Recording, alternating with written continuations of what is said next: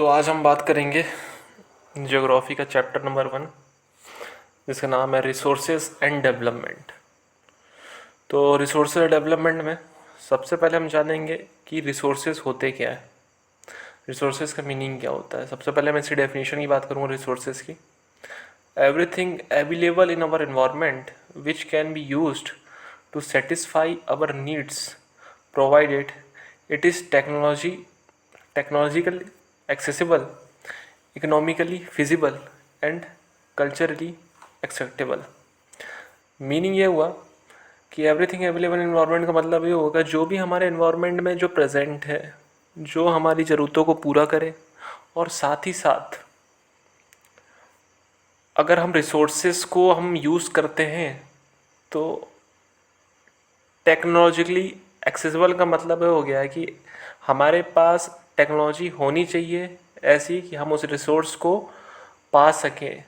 ठीक है, अगर हमारे पास कोई टेक्नोलॉजी नहीं है उस रिसोर्स को पाने के लिए तो वो हमारे लिए रिसोर्स की तरह काम नहीं करेगा। ठीक है, जैसे कि जनरल एग्जांपल लेते हैं जो टेक्नोलॉजी से पॉसिबल नहीं है। जैसे हम एग्जांपल लेते हैं, जैसे मून मून की बात करते हैं। सॉरी, मून अपने एनवायरनमेंट में नहीं है। जैसे अर्थ में हम एक बात करते हैं, जैसे कोई भी चीज़ एग्जांपल ले लेते हैं, सी की बात करते हैं, जो समुद्र होता है। समुद्र की गहराई में कुछ ऐसे चीज़ें होंगी जो हम उसको यूज़ नहीं कर सकते अपने रिसोर्स के लिए। तो हमारे लिए तो रिसोर्स है ही नहीं वो, क्योंकि हम उसको यूज़ नहीं कर सकते। ज़्यादा जो समुद्र की गहराई में जो चीज़ें मिलेंगी उसको हम यूज़ नहीं कर सकते हैं, क्योंकि हमारे पास टेक्नोलॉजी ऐसी नहीं है जो हम उसको यूज़ कर सकें, तो हमारे लिए रिसोर्सेज है नहीं। सेकेंड पॉइंट आता है इकोनॉमिकली फिजिबल। इकोनॉमिकली फिजिबल का मतलब ये है कि अब ऐसा तो नहीं कि ऐसे इन्वायरमेंट में कुछ चीज़ें प्रेजेंट हों हैं और उसमें पैसा बहुत ज़्यादा लग रहा हो, 1,000 करोड़, 2,000 करोड़, 5,000 करोड़ रुपए लग रहा हो, और उसका लेकिन जो यूज़ हो रहा हो कम हो रहा हो, तो वो तो पैसा वेस्ट होगा उसको यूज़ करने में। तो वो तो रिसोर्सेज, वो जो चीज़ है वो हमारी रिसोर्सेज नहीं हुई। वही चीज़ें जो रिसोर्सेज होंगी जो इकोनॉमिकली फिजिबल हो, मतलब हम कम से कम पैसा लगा उसको हम यूज़ कर सकें। ऐसा नहीं कि ज़्यादा पैसा लगा रहे हैं और कम यूज़ कर रहे हैं, तो वो रिसोर्सेज की तरह होगा भी नहीं। ठीक है, सेकेंड आता है कल्चरली एक्सेप्टेबल। इसका मतलब ये हो गया कि जो हमारा समाज है उस चीज़ को एक्सेप्ट करना चाहिए, तभी हम उस चीज़ को हम क्या बोलेंगे, रिसोर्स। अगर हमारा समाज उस चीज़ को एक्सेप्ट नहीं कर रहा है तो हमारे लिए वो रिसोर्सेज नहीं है। तो ये हो गई प्रॉपर डेफिनेशन रिसोर्सेज की। सेकंड, अभी देखिए हेडिंग क्या आ गई है, interdependent relationship of human between nature, technology and institution. मतलब ये है, ये हमारे पास एक डायग्राम है, ट्रायंगल डायग्राम जिसको बोलते हैं, बहुत इंपॉर्टेंट डायग्राम है। कहने का मतलब है जो ह्यूमन बींग है इसका एक रिलेशन किसके साथ, नेचर के साथ, टेक्नोलॉजी के साथ, इंस्टीट्यूशन के साथ। मतलब ह्यूमन बींग जो नेचर के साथ फ्रीली इंडिपेंडेंट कर सकता है, हम जैसे इंसान हैं हम नेचर के साथ फ्रीली इंडिपेंडेंट इंटरेक्ट कर सकते हैं, और हम टेक्नोलॉजी बना सकते हैं फ्रीली इंडिपेंडेंट होकर। तो इसमें क्या होता है कि टेक्नोलॉजी का यूज़ कर कर नेचर के साथ हम अपने रिसोर्स को ले सकते हैं, और इंस्टीट्यूशन डेवलप कर कर हम रिसर्च कर सकते हैं उस रिसोर्स के बारे में कि हम इस रिसोर्स के हम क्या क्या बेनिफिट उठा सकते हैं। तो ये एक जनरल डायग्राम है, आपको याद रखना है बस, है ना। अब हम देखेंगे टाइप्स ऑफ रिसोर्सेज, कितने टाइप्स के रिसोर्सेज होते हैं। तो पहला आता है on the basis of origin, biotic and abiotic. On the basis of origin का मतलब है ये कहाँ से उत्पन्न हो रहे हैं, कहाँ से निकल रहे हैं, इनका ओरिजिन क्या है। तो on the basis of origin दो ही टाइप के, बोएटिक एंड अबोएटिक।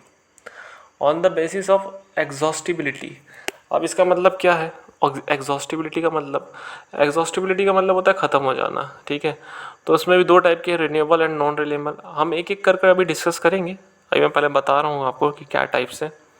थर्ड में आता है on the basis of ownership. Ownership का मतलब क्या होता है कि इसका मालिक कौन है। तो जैसे ओनरशिप में पहला division individual, community, national, international.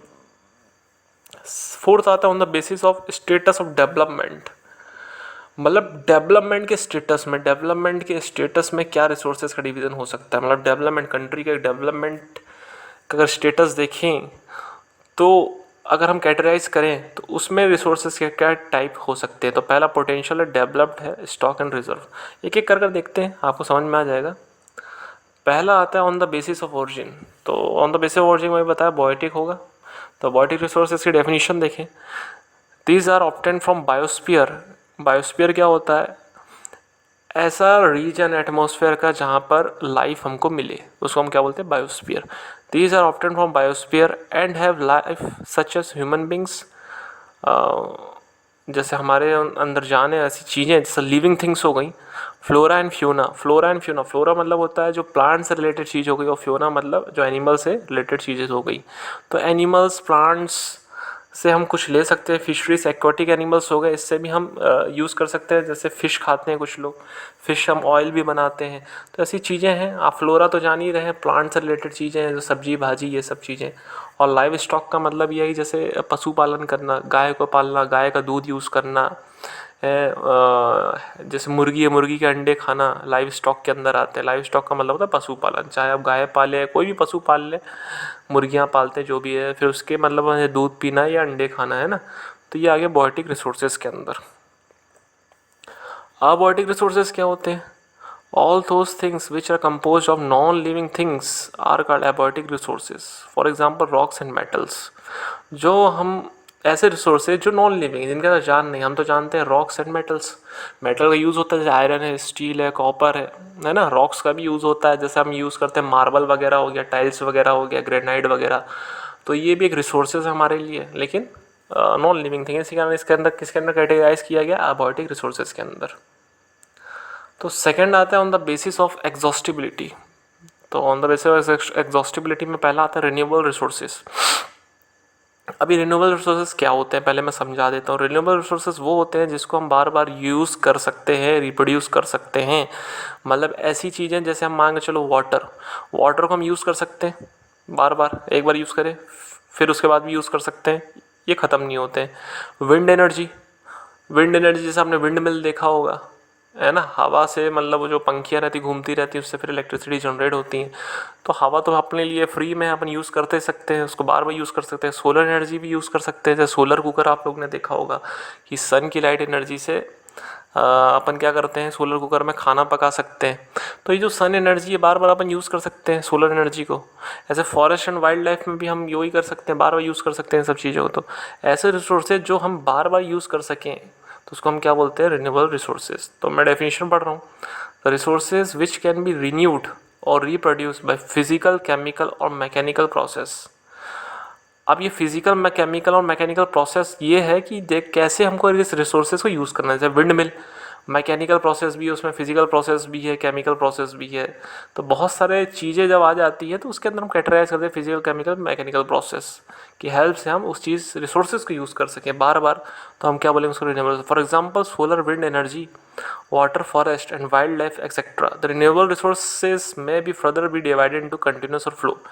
Continuous flow जैसे विंड एनर्जी फ्लो हो रही है, वाटर फ्लो हो रहा है, वही कंटिन्यूस और फ्लो उसी के अंदर आ गया। इसको और फर्दर डिवाइड करने की ज़रूरत नहीं है ना। नॉन रिन्यूएबल रिसोर्सेज, ये ऐसे रिसोर्सेज जो एक बार हम यूज़ कर सकते हैं, फिर उसके लिए फिर हमको बहुत सालों का टाइम चाहिए रहता है। जैसे कोयला, जो कोल होता है, वो कोल कैसे बनता है? जो पेड़ होते हैं जंगल में वो मिट्टी के अंदर दफन हो जाते हैं।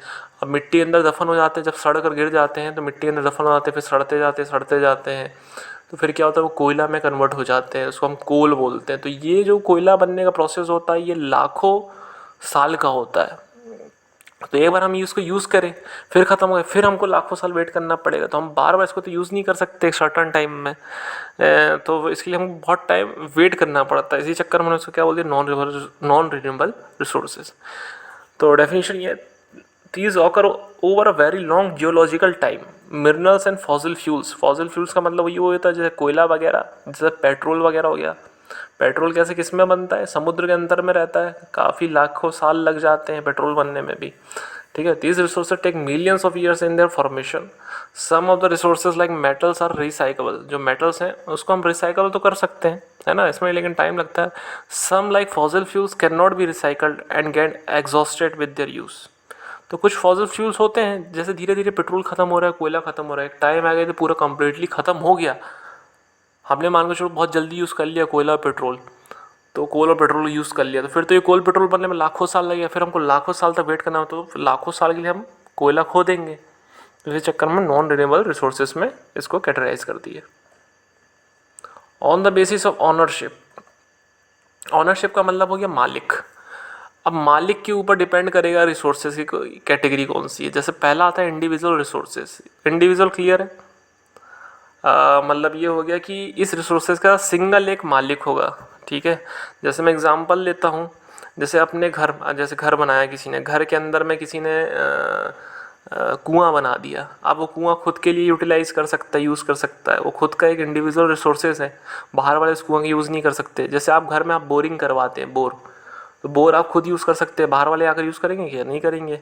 तो ये किस टाइप के रिसोर्सेज आ गए? इंडिविजुअल रिसोर्सेज, ठीक है। जैसे प्लॉट खरीदा, घर बनाया, आप, ये एक रिसोर्स आपके लिए है ना। कोई प्रॉपर्टी आपने खरीदी, कोई फ्लैट खरीदा, तो ये आपके लिए, खुद के लिए, तो ये हो गए individual resources. Example, sorry, definition देखें, these are also owned privately by individuals, many farmers own land which is allotted to them by government against the payment of revenue. तो कई बार ऐसा होता है कि जो किसान होते हैं, किसानों को खेत दिया जाता है गवर्नमेंट के द्वारा कि आप इसमें अपनी किसानी करें और फसल उगाएं, ठीक है। तो जिनके पास नहीं होता उनको देते हैं गवर्नमेंट लोग। In villages there are people with land ownership but there are many who are landless.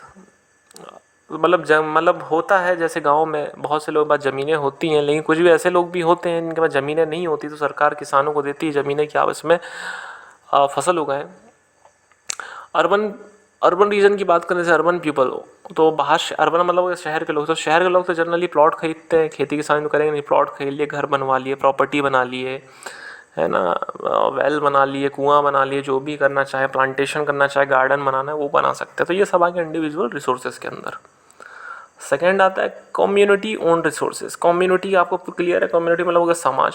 तो समाज मतलब सब लोग यूज़ कर सकते हैं, पूरी की पूरी कम्युनिटी यूज़ कर सकती है ऐसे रिसोर्सेज।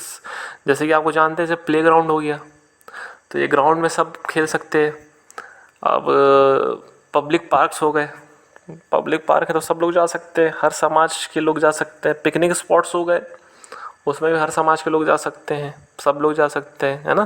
तो इस टाइप के रिसोर्सेस जो हर कम्युनिटी यूज़ कर सकते हैं, उसको हम क्या बोलेंगे? Community own resources. तो मैं डेफिनेशन बताऊंगा, there are the resources which are accessible to all members of community. Village commons, जैसे विलेज में जो कॉमन जो होते हैं, ग्रेजिंग ग्राउंड, ब्यूरल ग्राउंड्स। ये ब्यूरल ग्राउंड्स क्या है? ये ब्यूरल ग्राउंड्स वो है जिसमें हम बरी कर देते हैं, है ना, अंतिम संस्कार वाले। Village ponds, public parks, picnic spot, play grounds in urban area, accessible to all people living there, है ना। थर्ड आता है नेशनल रिसोर्सेज। ये नेशनल रिसोर्सेज क्या होता है पहले मैं समझाऊंगा। नेशनल रिसोर्सेज वो होते हैं जो गवर्नमेंट के अंडर में, जैसे हमारी कंट्री इंडिया, इंडिया की जो गवर्नमेंट है उसके अंडर में जो रिसोर्सेज आ रहे हैं, सिर्फ गवर्नमेंट उसको यूज़ कर सकती है। उस टाइप के रिसोर्सेज को हम क्या बोलते हैं? National resources. जैसे कि इसमें लिखा हुआ डेफिनेशन देखें, technically all the resources belong to nation. ये स्वाभाविक सी बात है, जितने भी रिसोर्सेज हैं, चाहे वो हमारे इंडिविजुअल रिसोर्सेज भी हों, तो वो भी गवर्नमेंट को बिलोंग करेंगे। वो कैसे आप देखते हैं, the country has legal power to acquire even private property for public good. ये देखो, ये लाइन क्या बता रही है? ये कंट्री के पास एक ऐसी लीगल पावर होती है जो कि आपकी प्राइवेट प्रॉपर्टी भी वो देश की भलाई के लिए यूज़ कर सकती है। जैसे मान कर चले, अब रोड निकलनी है ना, अब रोड निकलनी है, अब रोड निकल रही है तो आपका एक प्लॉट पड़ रहा है रोड के बीच में, और गवर्नमेंट को तो रोड निकालना ही, और आपका प्लॉट पड़ रहा है, तो गवर्नमेंट आपको बोलेगी आपको प्लॉट हमको देना पड़ेगा। तो आप बोलोगे हम नहीं देंगे, तो आपको देना ही पड़ेगा, गवर्नमेंट को मना नहीं कर सकते। लेकिन उस गवर्नमेंट उसकी बजाय आपको कुछ पैसे दे देंगे, जिसको मुआवजा बोलते हैं। वो पैसा वगैरह आपको दे देगी कि आप रख लें इसका पैसा और हमको दे दें, और आपको देना ही पड़ेगा, आप कुछ नहीं कर सकते, ना केस लगा सकते, ना कुछ भी, आपको देना ही पड़ेगा, ठीक है। तो country has legal powers to acquire even private property for public good. You might have been seen roads, canals, railway being constructed on fields own by some individual. स्वाभाविक सी बात है, अगर रोड जा रही है या कैनाल वगैरह जा रहा है, रेलवे लाइन जा रही है और आपका प्लॉट पड़ रहा है उसके बीच में, तो आपको गवर्नमेंट को उसको प्लॉट को देना ही पड़ेगा, और गवर्नमेंट आपको उसके बदले मुआवजा देगी। Urban development authorities get empowered by the government to acquire land. वही कहने का मतलब है, जो अर्बन डेवलपमेंट अथॉरिटीज़ होते हैं, कुछ अथॉरिटीज़ होती हैं, वो गवर्नमेंट की तरफ से पावर उनको मिली रहती है कि आप इस लैंड को ले सकते हैं, है ना, रेलवे लाइन बनाने वगैरह के लिए, रोड बनाने के लिए। All the mineral water resources forest wildlife land within the political boundaries and oceanic area up to 12 nautical miles. ये नॉटिकल माइल्स क्या, तो डिस्टेंस मेजर करने का एक यूनिट है ना, तो किलोमीटर्स में वो 22.2 kilometre from the coast term as territorial water and resources therein belong to the nation. ये बोल रहा है ये लाइन कि जितने भी minerals, water resources, forest, wildlife हैं, जो लैंड है, जो पॉलिटिकल बाउंड्रीज के अंदर आ रहे हैं, वो सब गवर्नमेंट को बिलोंग करेंगे। और कोस्ट लाइन, ये कोस्ट का मतलब होता है किनारा, ओशियन का किनारा, पानी का किनारा, जहाँ पर हमारी कंट्री का रीजन ख़त्म हो रहा हो, वहाँ से 22 किलोमीटर तक वो कंट्री उस एरिया को बिलोंग करेगी। ठीक है, मतलब वो जो एरिया रहेगा जो 22 किलोमीटर की दूरी में कोस्ट लाइन से, वो उस कंट्री को मिलेगा। ठीक है, तो ये सब चीज़ें नेशनल रिसोर्सेज के बारे में। अब सेकंड फोर्थ आता है इंटरनेशनल रिसोर्सेज। अब इंटरनेशनल रिसोर्सेज क्या होगा, नाम से क्लियर है।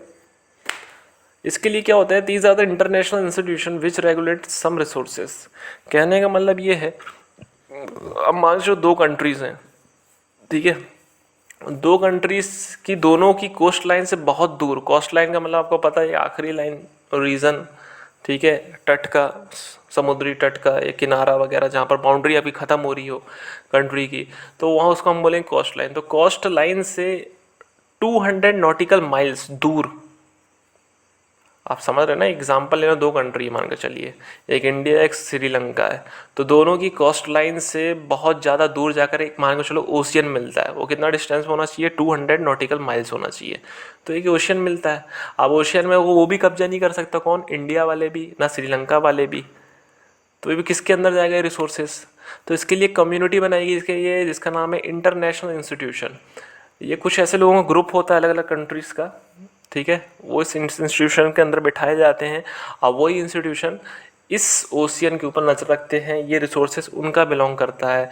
ये ऐसा नहीं बोल सकते कि ये फलाना ओशियन इंडिया का है, ये फलाना ओशियन श्रीलंका का है, नहीं। तो वो इंस्टीट्यूशन जो रहेगा वो इस रिसोर्स को यूज़ कर सकता है, देखभाल कर सकता है, ठीक है। और no individual country can utilise this without conference of international institution.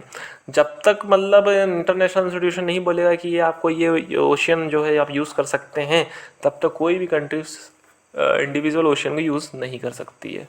ठीक है, ये आ गया इंटरनेशनल रिसोर्सेज के अंदर।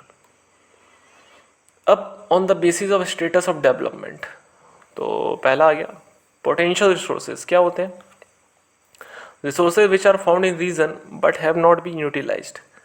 ऐसे रिसोर्सेज जो हमको मिले हैं लेकिन हम उसको यूटिलाइज नहीं कर पा रहे हो। रीज़न होता है कि हमारे पास अच्छी कोई टेक्नोलॉजी नहीं है, डेवलपमेंट नहीं है, पैसे नहीं है उस रिसोर्स को यूज़ करने के लिए, कि हमको पता है यहाँ पर रिसोर्स है लेकिन हम उसको यूज़ नहीं कर पा रहे हैं।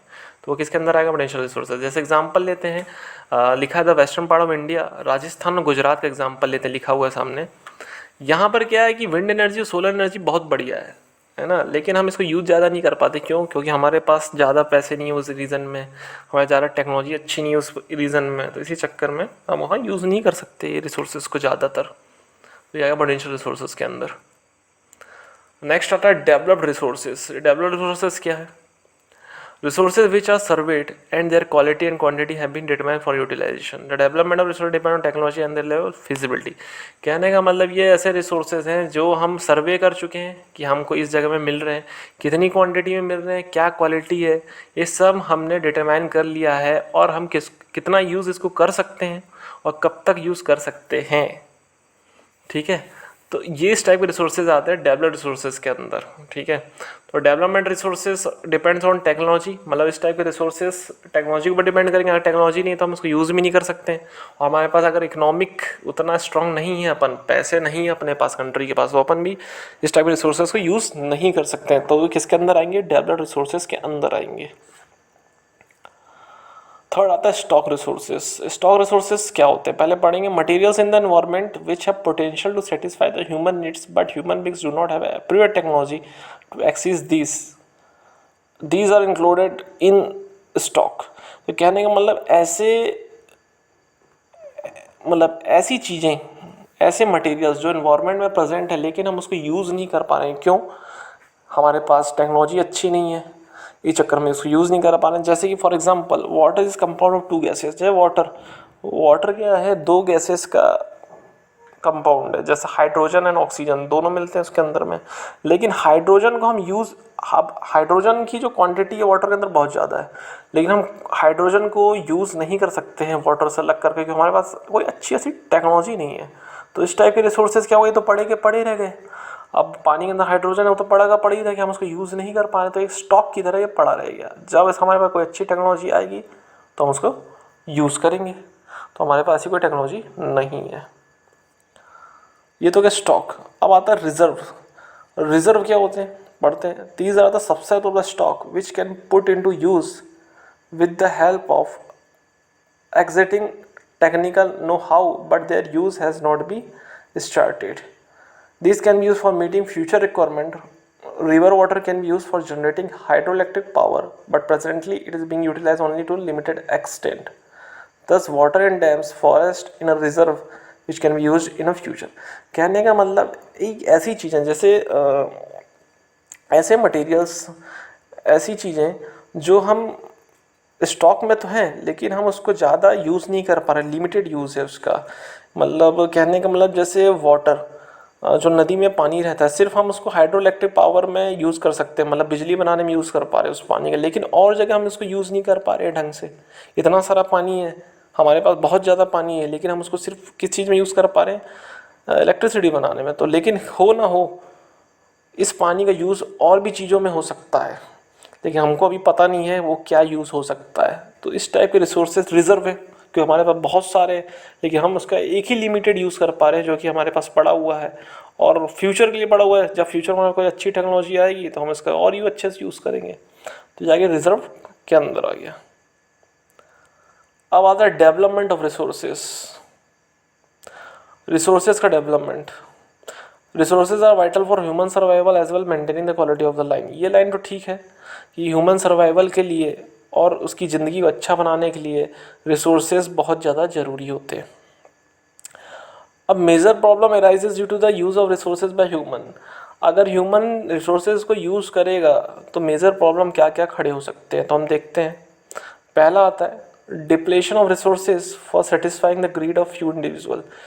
इसका मतलब ये है ना, कुछ लालची लोगों के चक्कर में वो रिसोर्सेज ज़्यादा यूज़ कर लेते हैं और रिसोर्सेज ख़त्म होने लग जाते हैं। ये पहला प्रॉब्लम है। सेकेंड प्रॉब्लम ये आ जाता है कि accumulation of resources in few hands which in turn divided the society into two segment that is have not और रिच एंड पुअर। कहने का मतलब ये है कि जैसे रिसोर्सेज कुछ लोगों के पास ज़्यादा आ गए, जैसे हम एक गांव मान लेते हैं, तो जो बड़े बड़े रईस लोग होते हैं उनके अंदर उनके पास बहुत सारी ज़मीनें आ गई, बहुत सारा मतलब कुआं वगैरह आ गया, नदियाँ उन्होंने कैप्चर कर ली। तो क्या होता है, जिनके पास ज़्यादा रिसोर्सेज आ जाते तो वो तो अमीर बन जाएंगे, लेकिन जिनके पास रिसोर्सेज की कमी है वो कैप्चर नहीं करे तो गरीब हो जाएंगे। तो ये भी एक मेजर प्रॉब्लम है रिसोर्सेज की, है ना। थर्ड देखेंगे, indiscriminate exploitation of resources has led to global ecological crises such as global warming, ozone layer depletion, environmental pollution and land degradation. आपको ही पता है जितना ज़्यादा आप रिसोर्स यूज़ करोगे तो क्लाइमेट में चेंजेस आने लग जाएंगे, जैसे ग्लोबल वार्मिंग बढ़ेगी, ओजोन लेयर हमारी ख़राब होने लग जाएगी, पॉल्यूशन वगैरह होने लग जाएगा। जैसे आप पेट्रोल यूज़ कर रहे हैं रिसोर्स है तो उसके चक्कर में पॉल्यूशन भी बढ़ रहा है। आप पेड़ यूज़ कर रहे हैं तो लैंड ख़राब हो रहा है, सॉइल ख़राब हो रही है, आप काटते हैं पेड़। तो बहुत सी चीज़ें हैं जो प्रॉब्लम क्रिएट होती है अगर हम रिसोर्सेज को यूज़ करते हैं। तो इसके लिए डेवलपमेंट ऑफ रिसोर्सेज के लिए हमारे पास एक ऐसी टेक्निक आनी चाहिए जिसको हम बोलते हैं सस्टेनेबल डेवलपमेंट। ये सस्टेनेबल डेवलपमेंट क्या होता है? Sustainable economic development means development should take place without damaging the environment and development in the present should not compromise with the needs of future generation. ऐसी टेक्निक डेवलपमेंट की कि हम बनाएं कि हम डेवलप तो कर जाएं कंट्री का, लेकिन इन्वायरमेंट को डैमेज ना करें। हम ऐसी टेक्नोलॉजी बनाएं कि हमारी कंट्री डेवलप होए लेकिन इन्वायरमेंट को नुकसान ना पहुंचाए। और सेकेंड चीज़ इंपॉर्टेंट क्या लिखा है, and the development in the present should not compromise with the needs of future generation. अगर हम डेवलपमेंट करते हैं अपनी कंट्री का, ऐसा नहीं करना है कि अभी तो प्रेजेंट में हमने डेवलपमेंट कर दिया बहुत बढ़िया और फ्यूचर के बारे में सोचे ही नहीं, और जब फ्यूचर आगे गए तो जो न्यू जनरेशन आई उनको प्रॉब्लम आने लगी, आपने अभी पूरे रिसोर्सेज यूज़ कर डाले, उनको दिक्कत आने लगी। तो ऐसा डेवलपमेंट नहीं करना है। सस्टेनेबल डेवलपमेंट का मतलब समझ में आ गया है ना, तो इसको बोलते हैं सस्टेनेबल डेवलपमेंट। अब ये क्या है, रियो डी जेनेरियो अर्थ समिट 1992, इसमें क्या हुआ था कि जून 1992 को 100 से भी ज़्यादा जो हेड होते हैं स्टेट्स के वो मिलते हैं रियो डी जेनेरियो इन ब्राज़ील, है ना, एक कॉन्फ्रेंस मीटिंग करते हैं for the first international earth summit. The summit was convened for addressing urgent problems of environmental protection and socio-economic development at global level।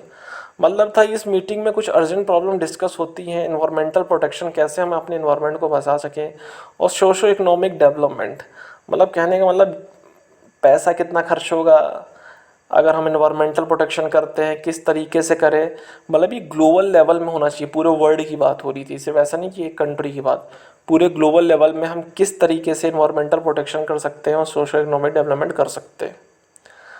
The assembled leader has signed the declaration on global climate changes and biological diversity. तो जितने भी वहाँ leaders थे सबने sign किया, declare किया कि global climate change और बायोलॉजिकल डाइवर्सिटी में हम काम करेंगे, ध्यान देंगे। The Rio convention endorse the global forest principle and adopted agenda 21 for achieving sustainable development 21 century. तो लोगों ने क्या किया, बोला कि हम फॉरेस्ट के जो प्रिंसिपल है कुछ होंगे रूल वगैरह, उसको हम फॉलो करते हुए उन्होंने एक एजेंडा बनाया जिसका नाम था 21। तो एजेंडा 21 में कुछ रूल्स थे, वो रूल्स सस्टेनेबल डेवलपमेंट के बारे में थे। तो बस यही था रियो डी जेनेरियो और समिट के बारे में, ठीक है, जो 1992 में हुआ था। अब एजेंडा 21 क्या है? एजेंडा 21 क्या है? It is a declaration sign by world leader in 1992। मैंने बताया था 1992 में सबने साइन किया था इस एजेंडा के बारे में, at United Nation conference on environment and development.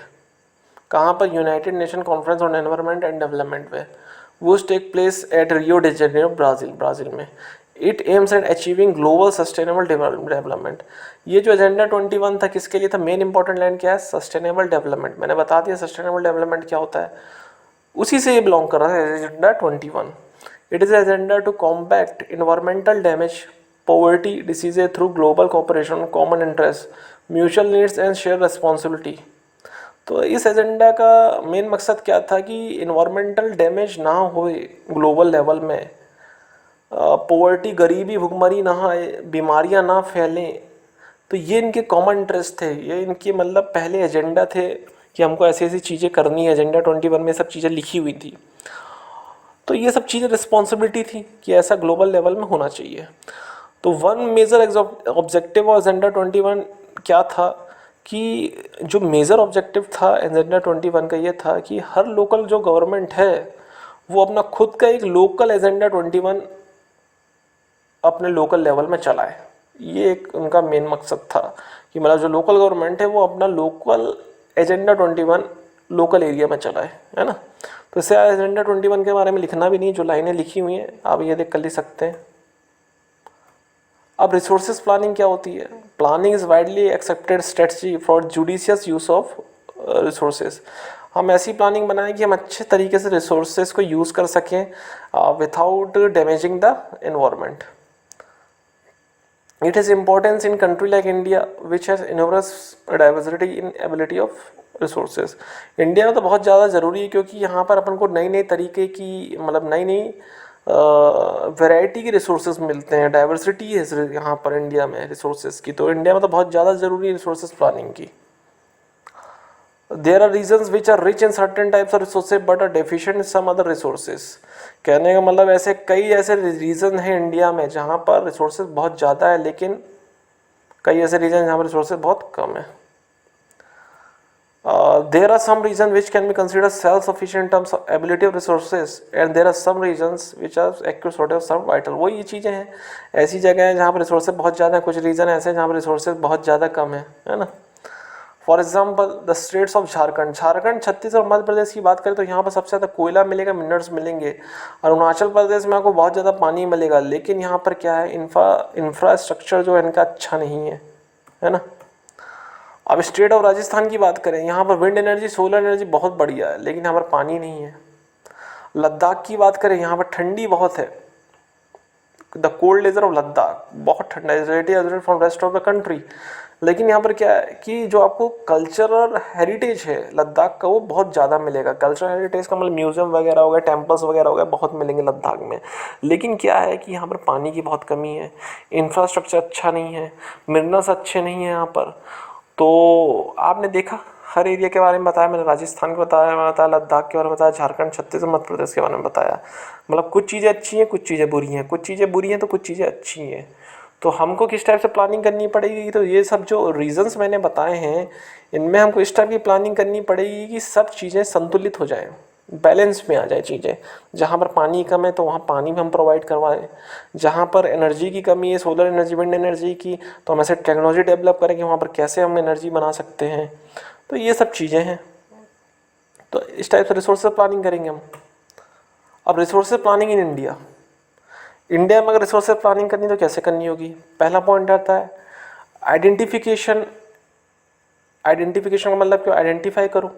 Inventory का मतलब क्या है, स्टॉक करना, रखना, रिसोर्सेज को जमा कर कर। तो सबसे पहले क्या आइडेंटिफाई करेंगे कहाँ रिसोर्सेज मिल रहा है, फिर उसको क्या करेंगे, इन्वेंट्री बनाएंगे, मतलब जमा करेंगे of resources across the region of country.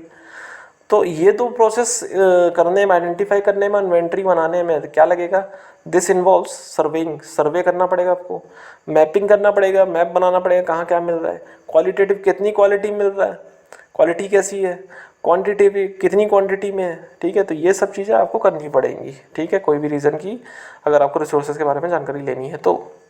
Second आएगा evolving a planning structure Indo appropriate technology skill institutional setup for implementing resource development plan. कहने का मतलब है हमको टेक्नोलॉजी बनानी पड़ेगी, कैसे हम उस रिसोर्सेज को यूज़ कर सकते हैं। इंस्टीट्यूशन सेटअप करना पड़ेगा जिसमें हम रिसर्च कर सकें कि कैसे हम रिसोर्स को यूज़ कर सकते हैं फ्यूचर के लिए और अभी के लिए। Third, matching the resource development plan with overall national development plan. हमको ये देखना पड़ेगा अगर हम इस रिसोर्स को डेवलपमेंट करते हैं, इस रिसोर्स को बचाते हैं, इसका डेवलपमेंट करते हैं, तो क्या बेनिफिट हमको नेशनल डेवलपमेंट प्लान में मिल रहा है, कैसा मिल रहा है, कैसा नहीं मिल रहा है, वो सब देखना पड़ेगा हमको। तो India has made a concentrated effort for achieving the goals of resource planning right from first 5-year plan launched after independence। तो इंडिया ने भी प्लान बनाया जब हमारा देश आज़ाद हुआ था, उसके 5 साल वाला जो प्लान बनाया था कि हम 5 साल में हमको ये करना है, तो उन्होंने किया था।